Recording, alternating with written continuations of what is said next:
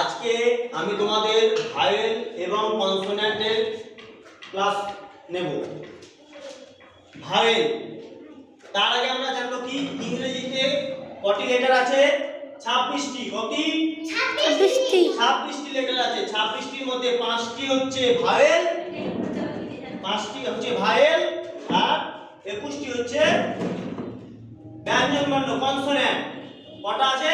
21টি। 21টি consonant আর vowel হচ্ছে 5টি। কটা ভায়েল? 5টি। জোরে বলো, কটা ভায়েল? 5টি। আর কনসোনেন্ট হলো 21টি। কটা? 21টি। তাহলে দেখো, ভায়েল মানে কি? ভায়েল মানে কি? স্বরবর্ণ। কি বর্ণ? আর কনসোনেন্ট মানে কি? কনসোনেন্ট মানে ব্যঞ্জন বর্ণ। তাহলে দেখো, ইংরেজিতে 26টি লেটার বা বর্ণ আছে। এদেরকে একসাথে আমরা অ্যালফাবেট বা বর্ণমালা বলে থাকি। কি বলে থাকি? অ্যালফাবেট বা বর্ণমালা। ভায়েল মানে কি?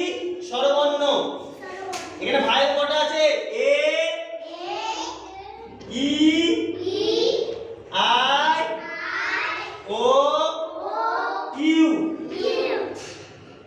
আমার সাথে বলবে কিন্তু A, E, I, O, you.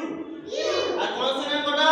বলো মুখে মুখে আমার সাথে বলো। B, C, D, F, G, H, J, K, L, M, N, P, Q, R, S, T, V, W, X, Y, Z.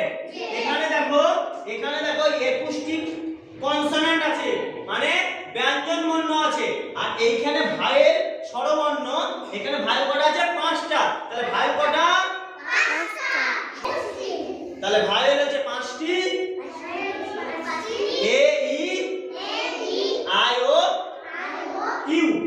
আর কনসোনেন্ট হচ্ছে বাকি বর্ণগুলি বা বাকি লেটারগুলি। তাহলে আমাদের বাড়ির কাজ হচ্ছে ভায়েল আর কনসোনেন্ট চিনব। ঠিক আছে?